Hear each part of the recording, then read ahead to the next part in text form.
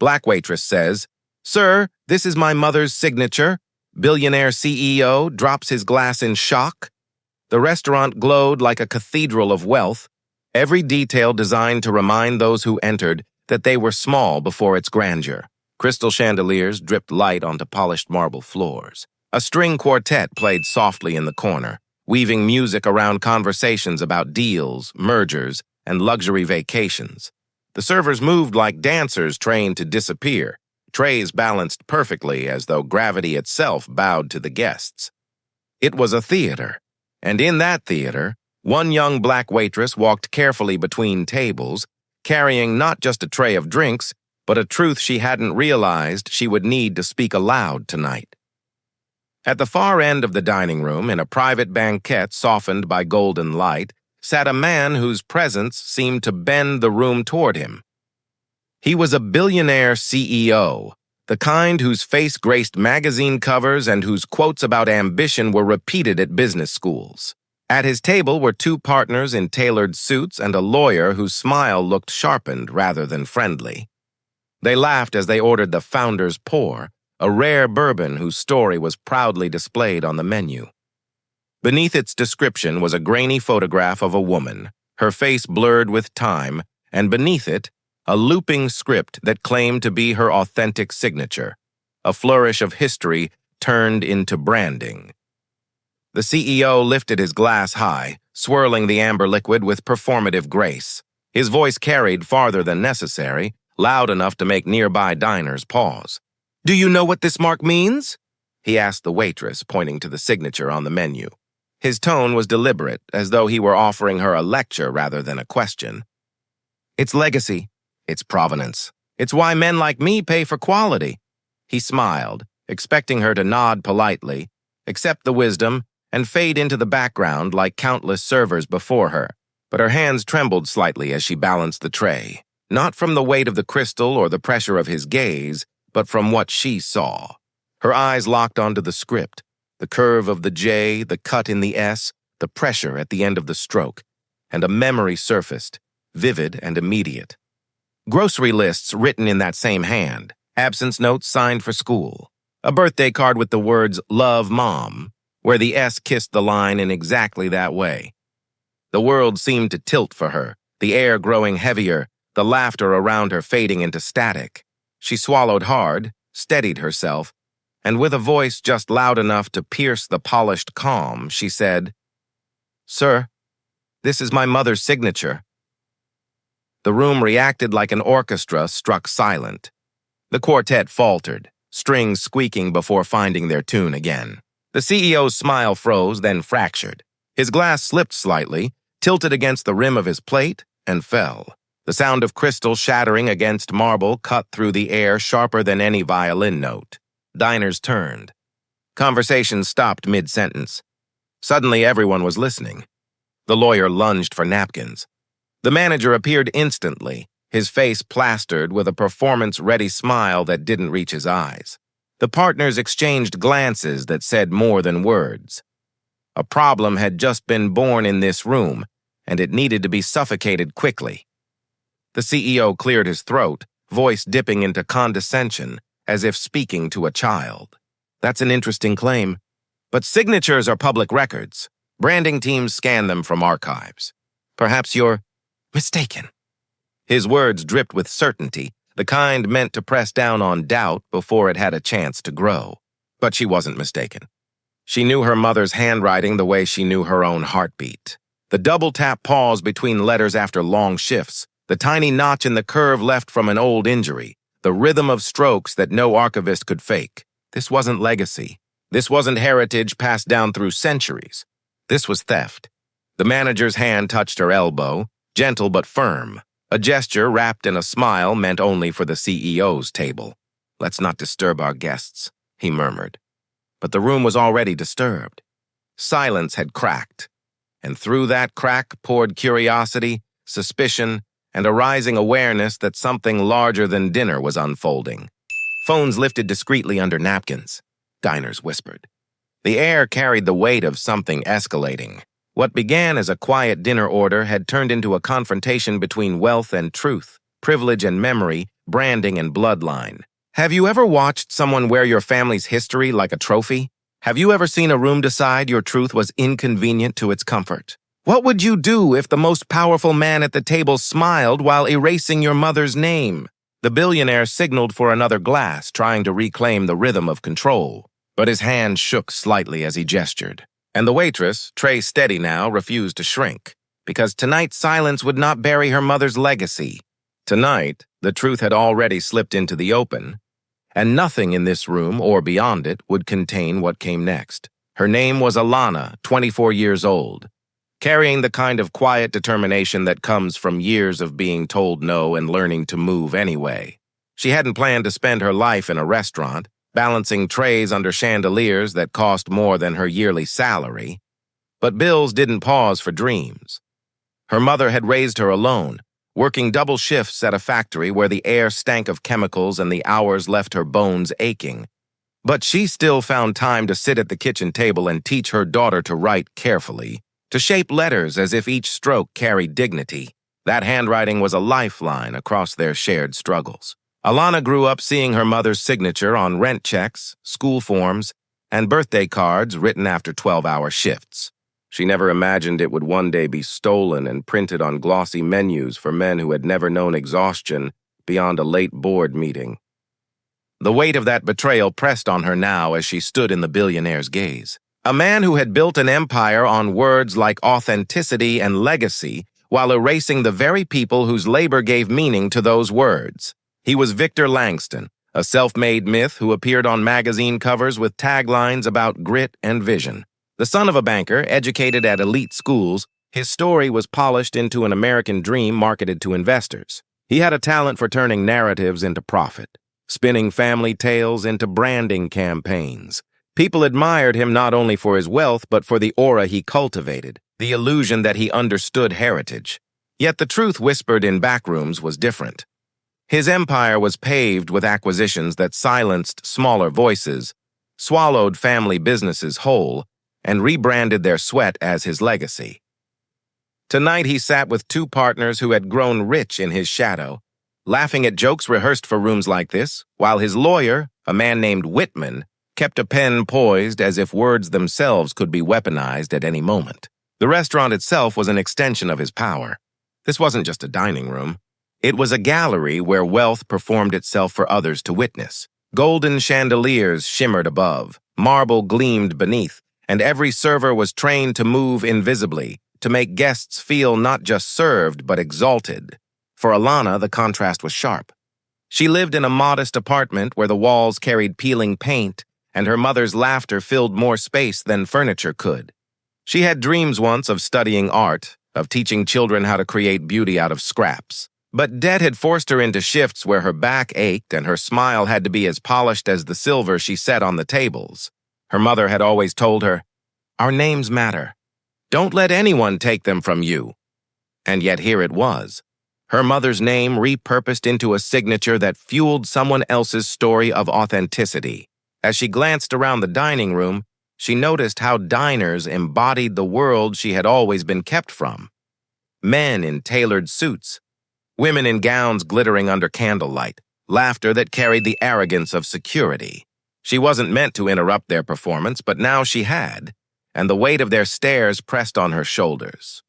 She thought briefly of her mother at home, probably watching television in the small living room, unaware that her name was being spoken under chandeliers 1,000 times brighter than their single flickering lamp.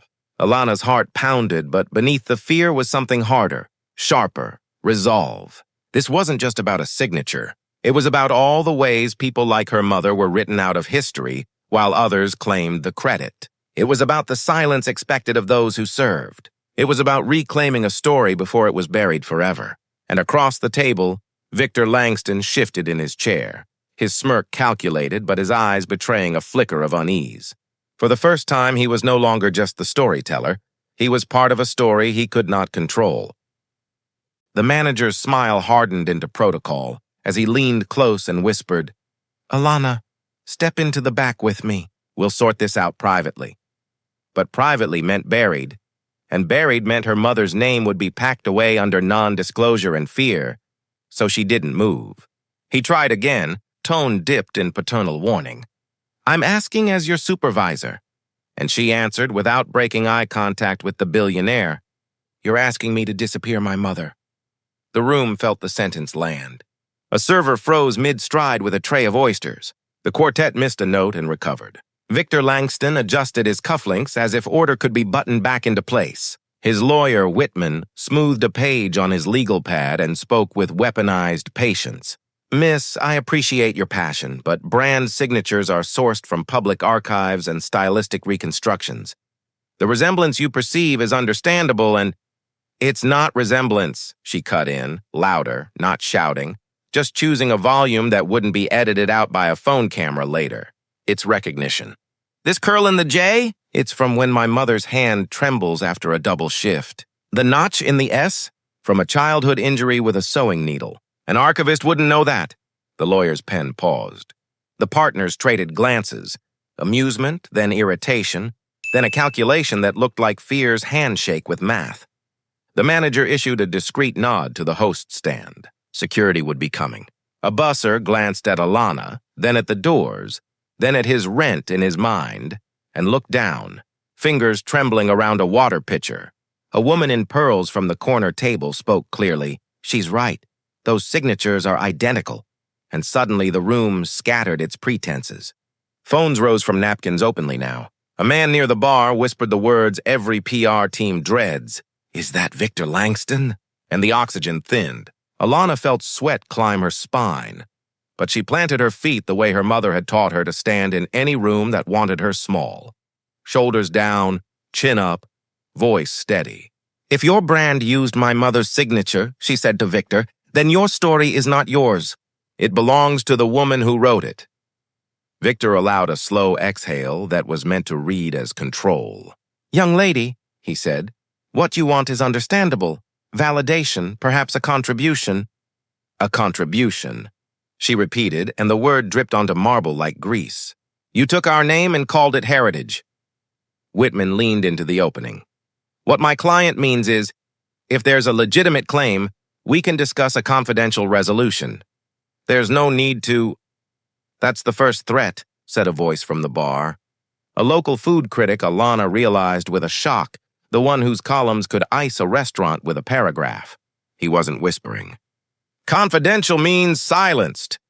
The manager shot him a glare that said this wasn't his business. He answered with a shrug that said everything here was everyone's business now. Two black-suited security guards appeared at the host stand, conferring with the manager. They began to move. Victor saw them and raised a hand, calculating realities. Force would inflame, deference might defang. He pivoted. Miss? Alana, was it? She didn't tell him, the name arriving from a nearby server who had whispered it, both betraying and trying to help. Alana, he continued, modulating tone to something like empathy. No one is erasing anything. If there is a connection, we can honor it properly. But there are processes, provenance audits, legal verifications. He was giving the room a story it could comfortably swallow. Responsible billionaire meets emotional claim with due diligence. Alana understood the performance. She pulled the folded receipt from her apron, the grocery slip her mother had signed that afternoon, and laid it next to the menu's signature, her hands steady now. The signatures sang to each other, the same rhythm, the same tremor, the same small courage in ink. Gasps rose like steam. The woman in pearls leaned forward. It's exact. And a man at her table added, I collect manuscripts. You can't fake that pressure pattern. Whitman's eyes narrowed. He adjusted his angle to blot the camera lines between his body and the paper, a small trained trick to deny clean footage. Alana shifted the receipt into light again, thwarting him. The manager hissed, Put that away, and she didn't. Sir, a sommelier said softly to the manager. She may be right, and the manager shot him a look so sharp he stepped back. Hands up as if he'd reached toward a flame. Security closed in a half circle, performing presence, not touching. We're going to relieve you from the floor, the taller one said, carefully rehearsed, for your safety. And the words were bones thrown to optics. My safety, Alana repeated, and laughter, small, bitter, escaped her before she could catch it. My safety is what you're worried about? She looked at the guests. Has anyone here ever had their mother's name erased and sold back to them? A silence answered, and then a man near the back, older with a soft cap, lifted his phone and said to no one and everyone, "My aunt's quilt pattern was taken by a catalog. We didn't have a lawyer. We had to watch it in strangers' houses." Another, "My grandmother's gumbo recipe, restaurant down the street. They called it authentic heritage and never paid her." The room had its own archives, and they spoke. Victor's partners felt the current shifting and misread it worse by trying to joke. Next, she'll say her mother invented bourbon, and a few strained laughs died in their throats when nobody joined. Whitman's voice returned, slick. "Miss, I'm prepared to contact Brand Heritage right now. If you'll step to the manager's office, we'll—" A diner cut in. "Why can't you speak here?" And someone else added, "Why always in the back?" The question hung like smoke. The manager, cornered, grasped for the oldest extinguisher. Policy. "Guests are uncomfortable," he said, gesturing with a chin toward an offended couple who weren't offended until somebody needed them to be. "We are a fine dining establishment." The critic snorted. "Then behave finely," scribbling in his notebook for show even though he was typing with his thumb. The guards edged closer, their bodies a wall. Alana's chest tightened, a coil of doubt whispering that jobs were scarce, rent was due, that their apartment leaned when wind hit it right, that her mother needed medication refills and an easy week. The thought tried to pull her backward. Then she pictured her mother's hand guiding hers on loose-leaf paper. "Our names matter." And the coil snapped. She raised the receipt, flipped her phone camera, and began to live stream. "If you're watching," she said into it, voice calmer than her pulse. "This is my mother's signature on a menu brand claiming to be founder's script. The Billionaire CEO is sitting right there. They want me to take this to the back." The comments began to pour in like rain, little heart icons rising, angry faces, question marks. "Pin the menu," someone wrote. She pinned it. "Ask him if he'll say on camera," someone else wrote, and she did, turning slightly, not aiming the lens at diners, only at the menu and her own face, and leaving a sliver of Victor in frame. Victor's pupils tightened. He had read 1,000 crisis memos. He was watching one become his. Whitman raised both palms. "We don't consent to recording." And a diner muttered, "Public place?" And another said, "You recorded us when you marketed our neighborhood as gritty authenticity for your launch video." The critique stung like a past indictment returning to court. Victor pivoted again, faster this time. "Alana, would you be willing to call your mother?" The room inhaled. It was a trap and an opening both. If her mother declined, doubt could creep back in like a fog. If her mother agreed, truth would step into light and risk being devoured by lawyers. Alana stared at the receipt, at the loops that had made and mended their life, then hit the green button. Her mother answered on the third ring, voice rough with surprise. "Baby! You okay?" Alana swallowed. "Mama, I need to ask you something in front of people." A beat. "I'm listening." "This signature," Alana said, and lifted her phone to the receipt, then the menu, careful to hide guests' faces. "Is this yours?" There was a long pause where the room heard everything. The quartet's bow sliding, ice settling in a glass, somebody's breath catching. Then her mother's voice, small but firm. "That's my hand." A wave moved through the diners like thunder rolled underwater. The manager blanched. One of the guards glanced at the other, the look men share when they realize they're on the wrong side of a moment. Whitman leaned forward, seizing on tactic number 4, discredit. "Ma'am, with respect, people often see what they want to see. We'll need forensic confirmation, chain of custody, historical," and a new voice entered, bright and clipped. "You'll have it." A woman rose from a table near the center, flipping a press badge from her blazer pocket. "I'm with the city paper. I cover food and culture heritage. This is on record." She turned her camera to herself. "We are live outside of council," she said. "And we're going to talk about provenance." Victor's jaw tightened, a man who had always owned the room now renting it from reality. He motioned for his phone. One of the partners was already on his, whispering to someone important. The other texted furiously, "Brandir, urgent! Call now!" The brand director called. The partner handed the phone across plates. Victor listened, said nothing, listened longer, eyes narrowing as if each word was another brick taken from the load-bearing wall of his alibi. He ended the call and didn't announce its contents, which told the room enough. Whatever story they had kept filed under unlikely claim had just moved into material risk. "Alana," he began again, but she didn't allow him to set the frame. "Mama," she asked, voice raw now, "did someone ever ask you for your handwriting?" Another long quiet. "Years ago," her mother said, "a man came by the community center, said he was doing a project on women who craft. He took photos. He asked me to write my name for a feature. I never saw it." The food critic made a sound like a verdict.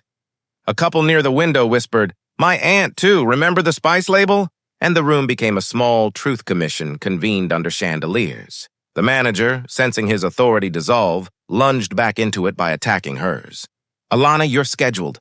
You're abandoning guests. You will clock out now," he snapped, reaching for her arm with a grip rehearsed to look gentle. A hand intercepted, brown, calloused, steady. The dishwasher, Emmanuel, had stepped between them without noise, eyes level. Then the pastry chef, then the coat check attendant. 2, 3, 4 staff forming a quiet line. The manager sputtered, "Are you unionizing in my dining room?" "We're witnessing," Emmanuel said. The line didn't touch anyone. It merely refused to be moved by habit. Victor watched the optics transform terrible into catastrophic. Footage of a Billionaire's team forcing a black waitress into the back while staff formed a human cordon would buy him a decade of hearings on the wrong side of documentaries. He lifted his hands in a practiced gesture of magnanimity. "No one is touching anyone," he proclaimed, trying to float above. "We will invite Ms. Alana and her mother to a proper provenance review." "In your office, where cameras don't go," the critic said. "In a boardroom where stories get corrected until they serve the shareholder," the reporter added. A couple of diners began chanting softly, almost apologetically, as if unused to public confrontation in rooms with stemware. "Let her speak. Let her speak." The chant died quickly, out of decorum, but it had existed, and decorum would never be the same here again. A new twist cut through the velvet. A bartender, older than most back there, stepped forward, wiping his hands on a towel that didn't need wiping. "I remember a man," he said, voice shaky with the risk of remembering.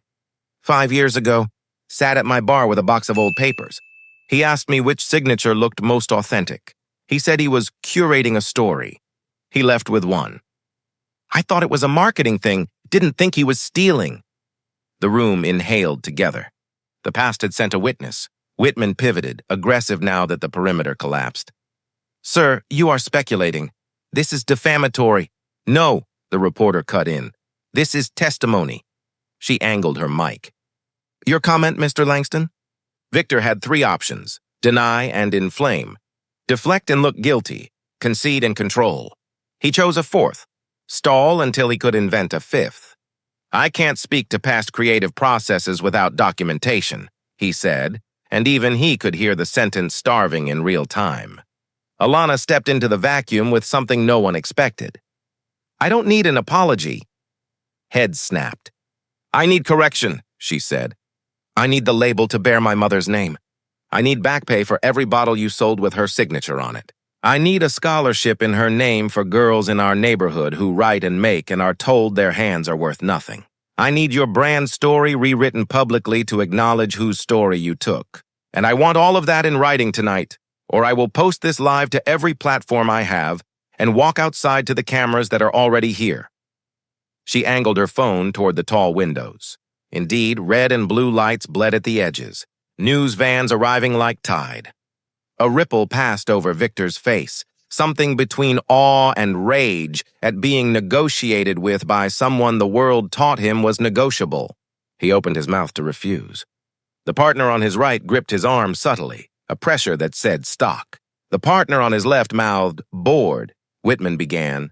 "We can agree to—" "We can," Victor said, surprising even himself, or not surprising himself at all. given how often survival had taught him to call strategy conscience. If the signature is hers, and it appears it may be, we will correct, compensate, and commemorate. He was already swapping verbs in his head. Correct to enhance, compensate to partner, commemorate to honor. The language of keeping what you took while renaming it kindness. In exchange, Whitman said, reanimating, this remains a civil matter, not a criminal. Alana laughed once, a sound without humor. Your criminal is your conscience, she said, and it struck harder than any threat. The manager, sidelined and furious, made one last play. Alana, your shift is over. Return your apron. The staff line tensed. She untied the apron slowly, folded it, placed it on a plate like an offering at a wrong altar. I'm not your waitress anymore, she said, soft enough to be worse. The room murmured like a congregation that knew the hymn and had never sung it aloud. Security pivoted from enforcement to escort, suddenly polite, holding doors for the air. The reporter stepped aside with a, "We're live on the hour," and the critic typed a headline that would leave marks. As Alana turned to leave, a diner she hadn't noticed before rose quietly. She wore a City Seal pin, familiar from televised council meetings. "Ms. Alana," she said, "call my office tomorrow. We're investigating cultural theft in hospitality branding." The words dropped like a bridge the room hadn't seen being built. Victor's eyes flickered at the council pin. Civic oxygen flooded the flame. "We'll be in touch tonight," he said quickly, but the script no longer belonged to him. Alana's phone buzzed non-stop. Friends, strangers, DM requests, a voicemail from a law clinic, a text from a woman who wrote, "They took my father's barbecue rub and called it Pioneer Spice." Her legs trembled now that adrenaline had burned off, but the tremble did not mean retreat. It meant she had done something heavy and her body kept honest books. Emmanuel squeezed her shoulder once, a silent amen. She stepped toward the exit and paused, turning back long enough to put the receipt and the menu side by side on the host stand, under the framed PR photo of the founder, with the looping script beneath. 2 signatures, 1 story. "Mama," she whispered into her phone, forgetting the live stream for a second. "We're going to fix our name." And from the tiny speaker, her mother's breath hitched the way relief hiccups before it can become tears. The guards opened the door to a street now lined with lenses. The night air carried sirens from blocks away, and the metallic smell of a city tuning itself to news. Inside, the quartet tried to find a song that fit a new world and failed. Outside, Alana lifted her face to the lights, not as an accusation, but as a record. Rising action had done its job. Every power line was humming, every plate was spinning, every partner was phoning a war room. The last thing she saw before the door closed was Victor standing very still. His reflection in the glass doubled over the room he used to own, and in that reflection his hands looked empty. The night air outside swelled with noise as cameras. Phones and voices crowded toward the restaurant's glowing facade. But inside, Victor Langston remained motionless, his empire suddenly fragile beneath the weight of a single truth, spoken by a waitress who refused to be invisible. The receipt still lay on the host stand, her mother's handwriting glaring up at him with the quiet authority of ink that never asked permission to be authentic. Whitman tugged at his sleeve, whispering strategy, injunctions, rapid response, containment. But Victor brushed him off because this wasn't a conference call. This was a spectacle already too big to cage. The partners leaned in, hissing reminders about shareholder confidence and market response, but for once, the billionaire who had always bent markets with a smile looked like a man trapped in a cage of his own glass walls. Across the dining room, diners hadn't returned to their meals. They whispered, filmed, tweeted. The reporter with the press badge adjusted her blazer, preparing for the interview she knew was about to go global, while the critic at the bar typed faster than he drank. Even the staff, once invisible, stood in quiet clusters, their loyalty tilting away from the paycheck and toward the person who had dared to put her life's ink against power. Alana had stepped outside into a storm she didn't yet understand, but inside, the storm gathered around Victor, and storms don't wait for consent. He tried to rise with authority, brushing crystal from his lapel, and announced loudly, "This is a misunderstanding. We are a company that values heritage. If there has been an oversight, it will be corrected. The words were meant to be balm, but they landed like gasoline. Diners muttered, "Oversight?" They stole it. Call it what it is. Phones streamed live. The security guard shifted uneasily, caught between training and optics.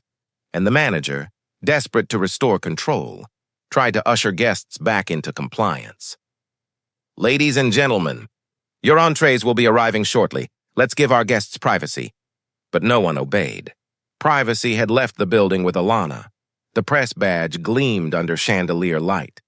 The reporter asked sharply, "Mr. Langston, will you confirm on record that the signature used in your branding belongs to Miss Alana's mother?"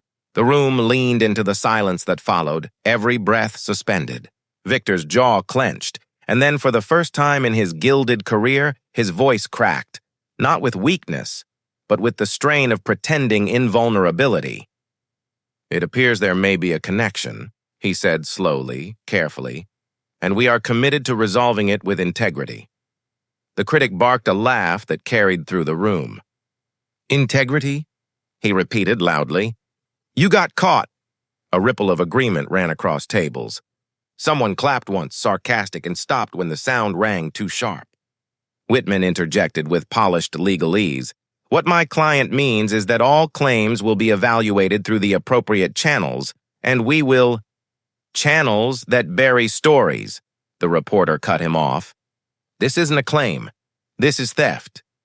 The word theft sat on the table like broken glass, cutting every attempt to polish it.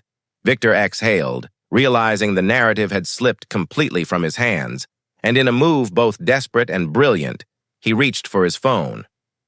"Call her back in," he ordered the manager. "Now." The manager sputtered. "She left, sir." "Then bring her back," Victor snapped, louder this time, enough for microphones to capture the strain. The diners buzzed at the arrogance of summoning the very woman who had just stripped his story bare. But outside, Alana was already surrounded by cameras, her live stream climbing in viewers by the second, her mother's voice replayed in clips across social media. "That's my hand," the video captured, and it replayed on 1,000 screens, undeniable. Victor knew the war had shifted fronts. If he didn't make a concession now, the concession would be made for him by markets, boards, and headlines. He dropped his glass again, deliberately this time, a gesture calculated to reclaim theater. Shards skittered across marble as he declared, "Bring her mother here. Tonight, we will set the record straight." The announcement rang like a bell, shocking even his allies. Whitman whispered furiously, "Do not escalate. This opens liability." But Victor waved him silent. Because if there's one thing billionaires understand, it's that perception buys more time than silence. The diners gasped, murmurs breaking like waves. He's admitting it. He's scared. He's cornered. The critic typed a headline he'd never dreamed of. Billionaire CEO summons Waitress's mother to prove legacy. The reporter into her camera. Victor Langston has just called for the presence of the woman whose signature he is accused of stealing. Outside, Alana's phone buzzed with a flood of notifications, news outlets tagging her, strangers sending messages of solidarity, lawyers offering free counsel. Her mother, still on the line, whispered through tears, "Baby, what's happening?" And Alana steadied her voice. "Mama, they want you to come. They want to see you." Her mother's silence spoke of decades of invisibility, of tired bones and stolen hours, of hesitation to step into a room where everything gleamed with contempt for hands like hers. But then she said, "If my name is on that wall, I'll walk in and take it back." Alana turned to the crowd, and for the first time, she didn't feel small under their cameras. She felt like a bridge carrying her mother into the center of a story that had stolen her edges for too long. The climax wasn't a glass shattering. It was a truth breaking open in a room that had believed itself bulletproof.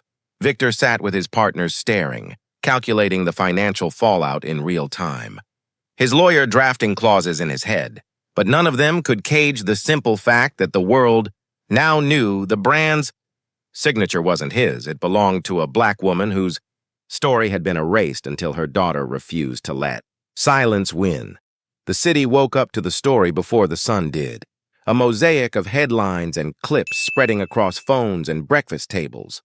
A billionaire CEO confronted in his own cathedral of wealth by a waitress who recognized her mother's signature hanging on a lie. A daughter who placed ink against empire and watched the balance tilt. Outside the restaurant, reporters lined the sidewalk in a row of blinking red lights. And somewhere between them, Alana guided her mother from a rideshare to the door. Two hands clasped so tightly not even doubt could slip between them. The manager, suddenly all fragile politeness, held the door as if it were an apology. Inside, the room had the stunned quiet of a church after a thunderclap. The quartet's bows hovered, guests sat forward, phones lowered not from disinterest but from reverence for the moment about to unfold. Victor Langston stood, smoothed his jacket, and for once he didn't look like a portrait. He looked like a man caught by history. Alana's mother, Miriam, paused under the chandelier's light. Years of factory shifts had left a map in her shoulders, but her chin was lifted. She glanced at the framed menu, at the looping script beneath the blurred founder's portrait, and something inside her steadied as recognition replaced disbelief. "Ms. Miriam," Victor began, announcing the name as if discovering the ocean. "Thank you for coming." She didn't answer his performance. She walked to the host stand where the menu and the receipt lay side by side, like two truths separated only by permission. She took a pen from her purse, not a fountain pen, not something glossy, just the pen she used to sign for packages, and she wrote her name on the back of a folded napkin. The room leaned in as if breathing might smudge the lines. The letters formed with the ease of muscle memory, the small tremor after the M, the pressure at the end of the S that kissed the paper with the same stubbornness it had kissed rent checks and school forms for years. She turned the napkin around. It was not a revelation. It was a mirror. The reporter spoke first. "On the record, Mr. Langston, is this the signature your brand has used?" Victor hesitated a heartbeat too long, the pause where lawyers build condos, then said, "Yes." A ripple like wind over wheat passed through the dining room as people exhaled what they'd been holding. The critic at the bar didn't look up from his screen as he murmured, "There it is." Whitman moved to interject with conditional verbs and legal nets. But Victor lifted a hand, and in lifting it, lifted a weight he'd never carried. Consequence. "We will correct the record," he said, eyes on Miriam, not on the cameras. "Publicly." The word publicly wasn't an adverb. It was a key. He turned to the staff, to the guests, to the world he knew was watching, and continued, "Effective immediately, our brand story will be revised to acknowledge Ms. Miriam as the rightful origin of the signature. We will issue a formal apology and initiate compensation for past use." A murmur of shock moved through his partners. Whitman's jaw tightened at the word compensation, which always meant more than money when pride was the currency. Miriam looked at her daughter. Alana's eyes were shining but steady. "It's a start," Miriam said, voice even. "But ink corrected tomorrow doesn't pay for years of erasure. I want the label changed to carry my name in full, not as a museum plaque, but as author. I want back pay calculated from the first day that signature was sold. I want a scholarship fund in my neighborhood for girls who make with their hands and are told those hands aren't worth anything. I want community investment, not a photo op. A production apprenticeship program for young people, paid, with pathways into ownership. And I want oversight, a board that isn't your board." The room stilled again because demands like that were supposed to be carved down to palatable. But she didn't carve, and Alana didn't flinch. And a murmur of yes rose from staff who had learned to make themselves smaller and were suddenly remembering how to be life-sized. Victor glanced at the partners, at Whitman, at the reporter whose pen could convert promises into anchors. He nodded once, slowly, tasting the word that had helped build his fortune and would now cost him. "Agreed." Whitman stepped in. "Subject to agreed," Victor repeated louder.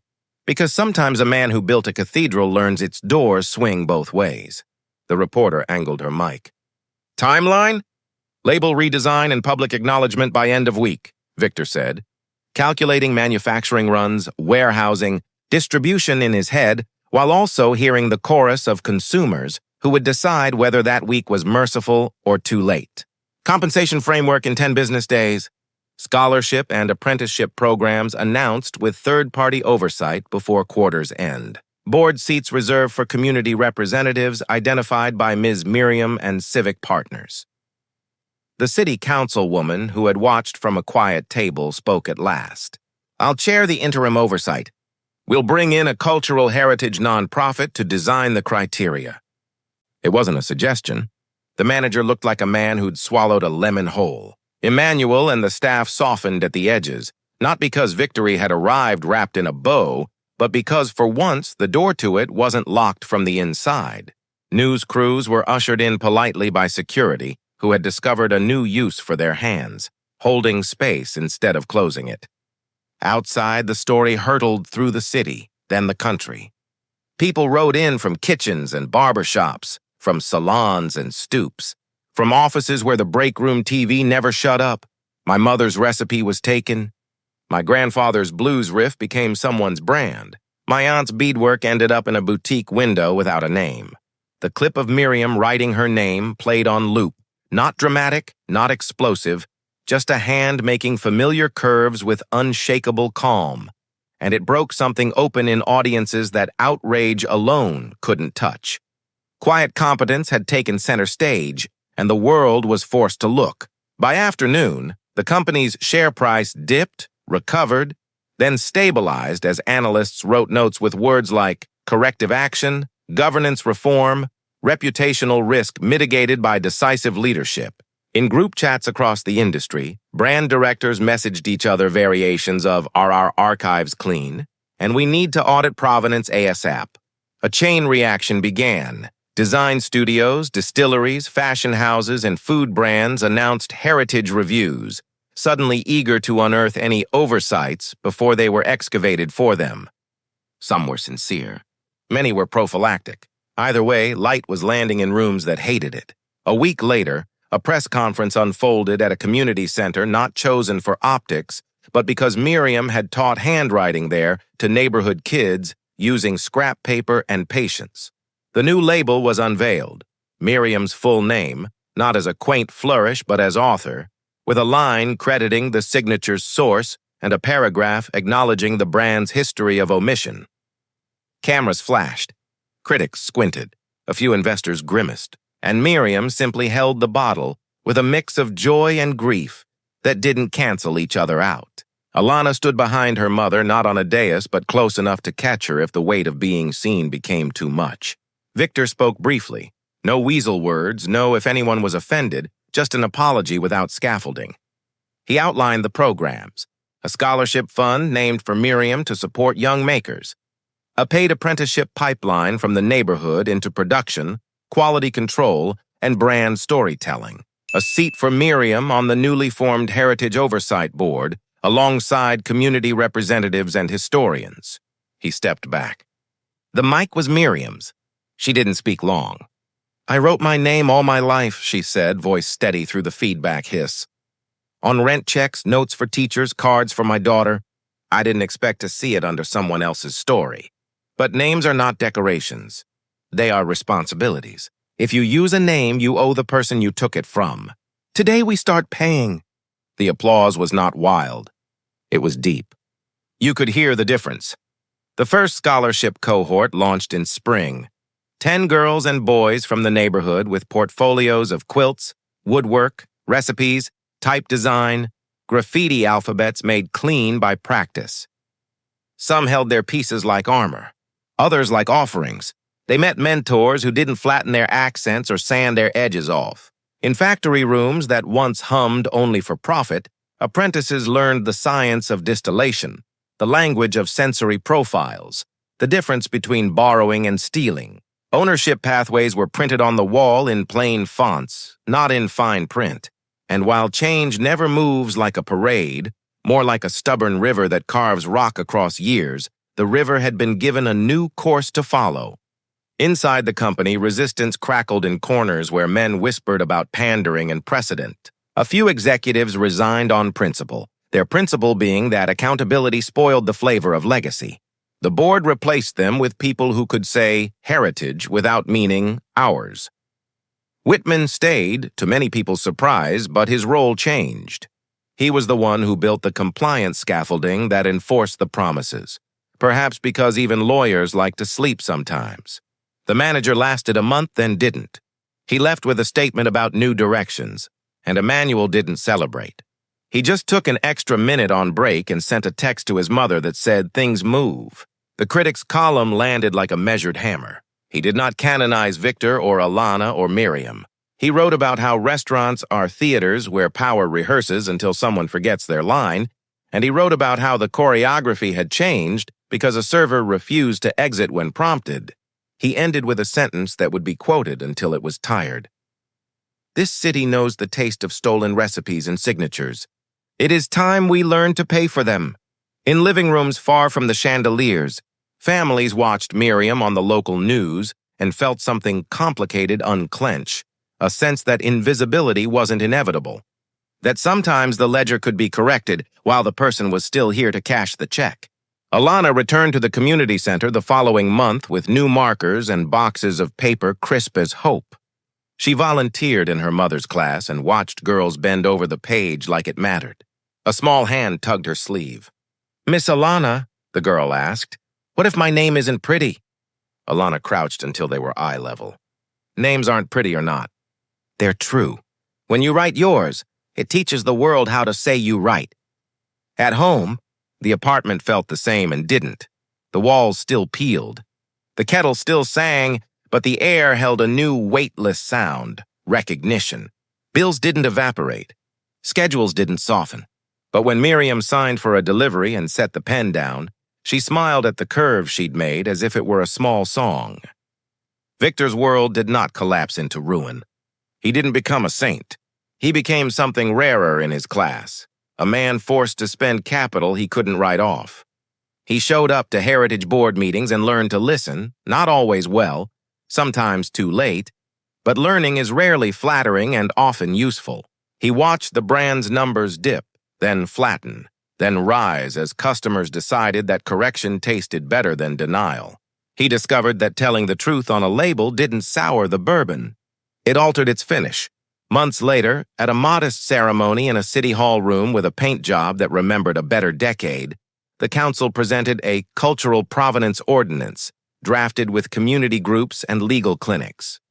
It required brands' marketing heritage to produce proof of consent for names, recipes, and signatures, mandated plain language credit on packaging, and established a public registry where families could log claims. It wasn't perfect, no law is. But families who thought they had no tools now had a lever. In the back row, Alana squeezed Miriam's hand and whispered, "We're written in." And Miriam whispered back, "Write more." Not every brand complied willingly. Some fought, some lied better, some went quiet. But the phrase provenance audit entered the city's air like a new kind of weather. And though umbrellas popped up from time to time, people learned to check the sky before they stole the rain. You ask what all of this means beyond one dining room. Here. It means a waitress who refused to be decor woke a city to its own stolen reflections. It means a mother's steady pen outlived 1,000 glossy campaigns. It means scholarships bought time for kids to practice the curve of their names until the world had to read them without translation. It means the next Alana might not need to live stream to be believed. It means you, watching this, have a part to play. Because legacies are stolen most easily when witnesses decide it's not their business. When a room agrees to keep the music loud over the sound of a name being taken.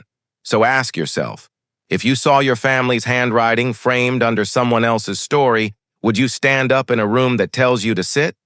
If your grandmother's recipe sat on a menu without her in the credits, would you say her name out loud? And if you've never had to ask these questions, will you make space for those who do? If this story moved you, share it with someone who still thinks heritage is a costume you can buy. Drop a comment with your own experiences. What's been taken, what you've reclaimed, what you still carry.